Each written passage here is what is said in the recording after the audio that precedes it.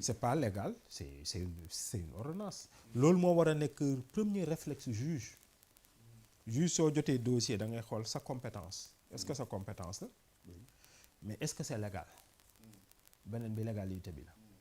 est-ce que c'est légal si c'est pas légal tu rends une ordonnance de refus d'informer.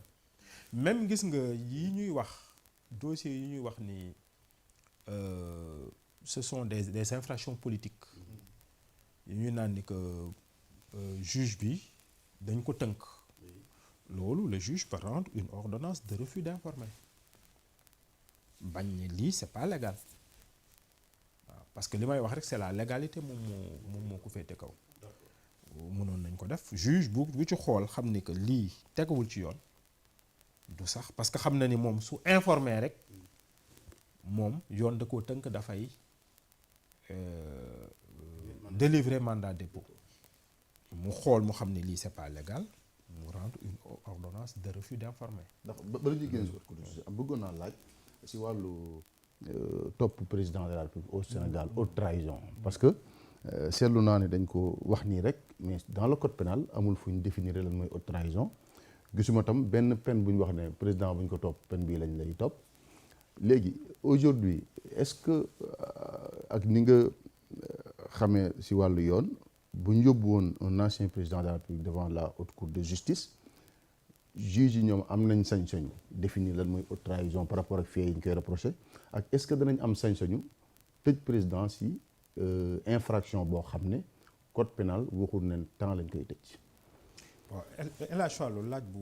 am solo nga laaj foofu gis nga man d'abord li may njëkk a wax mooy dama jàpp ni ñëpp a yem ci loi te ñi nga xamante ni ñooy exercer les plus hautes fonctions nit ki mënul ñëw nekk président de la République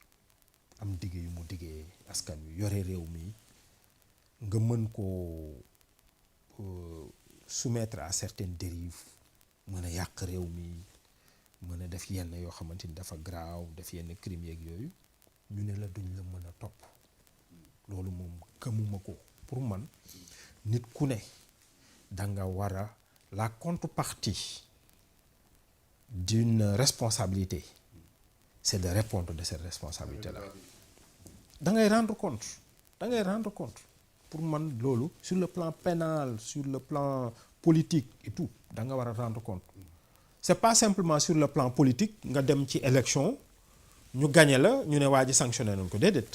da nga war a rendre compte soo détourné suñu xaalis ñu topp la maintenant nag loolu dañ koy wax parce que il faut que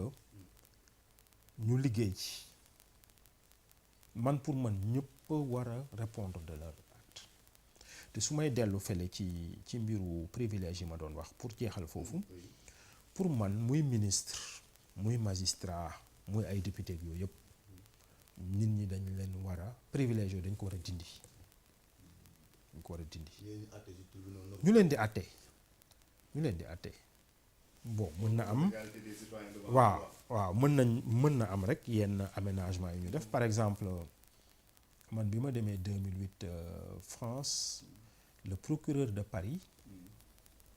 était jugé pour des faits yu mu defoon dans l'exercice de ses fonctions astafurlah le procureur de Nice Éric de Montgolfier à l'époque mais moom puisque moom moo jiitee la police judiciaire fële Nice mënuñu ko àtte Nice parce que yow àtte bi ñooy jiite mënuñu la àtte dañ koy dépayser lu ñuy wax dépaysement ñu yóbbu ko Paris mais ay juges d'instruction yoo xamante ni moo leen gën a ancien fuuf ñooñu ñoo koy àtte te ñooñu mën nañ ko sax tëj placé sous mandat de dépôt parce que foofu ñun ni ñu jàppee fonction yi loolu aussi changement yi war a am ci la bokk mooy nit ki su nekkee dara magistrat la wala député la wala ministre la ñoom dañoo jàppee ni citoyen bi dafa war a répondre de ses actes mu am dépaysement wala mu am benn procédure bu muy suivre mais quand même kenn rek man laa jàpp ni waruñu ko topp au cours de son mandat mooy le président de la République pour ne pas que ñuy déstabiliser réew parce que suñu permettre à n'importe quel juge de poursuivre le président dana am peut-être ci 1000 juges yi kenn koo xamante ni président neexu ko mën na délivrer ak yooyu. ok ñu mettre ko hors d'atteinte ci exercice su fekkee ni amul dara lu mu commettre loo xamante ni mën na déstabiliser réew mi. maintenant su fekkee yenn fay yi su fekkee démissionné wul ak yooyu wala ñu def mise en accusation bi su fekkee yenn détournement yu yëngal réew mi ak yooyu. ñu mën ko àtte mais buñ ko àttee. buñ ko àttee exercer mandat bi ça dépend ci li mu def ci gravité bi ak impact bi mu am ci réew mi. leneen li moom mooy buñ ko àttee fi ñuy àttee les citoyens moom mooy ci procédure de droit commun kooku rek moom mën a am privilège man pour man par rapport ak ni ñu ko élire par rapport ak privilège mu am ak yooyu mais ñeneen ñëpp dañ leen war a àtte comme ni ñu àtte ñeneen ñi xam nga maintenant président de la République ñëpp xam nañu ni état bi ci loi bi ni mu demee nii àtte ko c'est quasiment impossible parce que non seulement dañoo wax rek ni haute trahison rek lañ koy mën a toppee haute trahison musu fi am benn jurisprudence bu ñuy définir il y a la jurisprudence française bu définir la haute trahison comme étant une violation à la fois grave et délibérée de la Constitution par le président de la République. Il faut ces deux conditions. ñoom définir nañ ko parce que amoon nañ ci procès Pétain. waaw amoon nañu ñoom benn jurisprudence sur la haute trahison. ñun nag mosuñu am président bu ñu topp. donc ñun amuñu jurisprudence boobu. mais ça ne veut pas dire que bu ñu doon topp président mënuñu am jurisprudence comme ni ko France amee pour la première fois ñun bu ñu doon topp un président de la République mën nañu am jurisprudence boo xam ne ñoo koy defal suñu bopp. waaw mais da ngay wax ni. oui kii haute trahison la def. et puis haute trahison nag. aussi loolu laa lay wax loi. haute trahison munoo tëb rek ne par exemple voilà président defoon na benn accident fii ñu ne woy haute trahison xam nga dafa war a nekk une violation dañ ñun tamit dañoo war a topp ci kii bi haute trahison lan la nekk moom mooy une violation grave et délibérée de la Constitution. jàpp na ni kii la dette cachée bi mën nañ ko. waaw xam nga loolu question d'interprétation parce que benn yoon bi mu amee jurisprudence c'était par rapport à la souveraineté de la France ñu dem guerre ñu jàpp ni dafa waroon continuer di xeex mu il s'est rendu à l'ennemi yooyu la ñu jàppee haute trahison. haute trahison connotation boobu la donc day baax ñun ñu toog ñu xoolaat président tamit comme ni ma ko waxee di may tàmbali mënuñu ko bàyyi rek nit ñëw nekk président ñëw def lu ko neex rek dem yoonam sanction bi ça ne doit pas être seulement politique war na am une sanction pénale su fekkee def na lu dul yoon am na tentation détournée am na tentation def yenn choix yoo xamante ni c'est pas dans l'intérêt du pays et tout loolu dañ ko ci war a mën a topp mais loolu il faut une réforme dañ ko discuter ñu def réforme et puis cette haute cour de justice sa composition politique là mënul assurer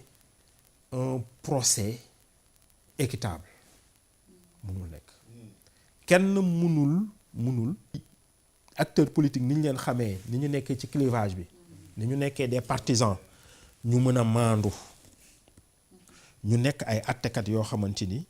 dañuy atte ci loi rek dañuy xool su fekkee amuñu dara lu dëgër dañuy bàyyi nit ki donc ñu delloo mbir mi daal au magistrat ñooñu ñoo xam atte ñooñu ñoo ko jàng et puis avant loolu tamit ñu liggéey ci conseil supérieur liggéey ci statut magistrat yi ba magistrat yi aussi ñu mën leen dëgëral nga xamante ni danañ leen dëgëral ba ñoom danañu mën a jouer seen rôle constitutionnel. Une question en parlant de la France et de certaines démocraties da ngay gis juge d'instruction yi dañu am pouvoir d'autosaisine et loolu jàpp naa ni bokk na en tout cas li mën a garantir dëgg-dëgg l'indépendance de la justice mais que mu bañ a am également en tenant compte de kii il est au pouvoir kii il est dans l'opposition ça passe par exemple aujourd'hui on parle du dossier de l'affaire je le cite comme ça mënoon na juge fii les Sénégalais au Sénégal su juge d'instruction yi amoon ce pouvoir d'autosaisine là peut-être que dañ doon toog rek autosaisiru li nga xamante ne peut-être opposition su ko jéemee du ko mën am wala boog plainte bi niñ koy instruire yàlla xam est-ce que loolu noonu maanaam est-ce que pertinent na pour ñu def ko Sénégal ak naka lañ quelle réforme la ñu war a def pour mën a justement permettre aux juges d'instruction d'avoir ce pouvoir d'autosaisine là qui nous garantirait par ailleurs bon man pour man juge d'instruction sax soxlawul pouvoir d'autosaisine parce que autosaisine suy am mën na indi à certains abus gis nga man dama gëm ni parquet ni mu mel nii mën na ko continuer mel kenn mësul gis dans mes positions may naan nañ supprimer la subordination hiérarchique dama gëm checks and balances boobu may wax exécutif war na mën a am sa politique pénale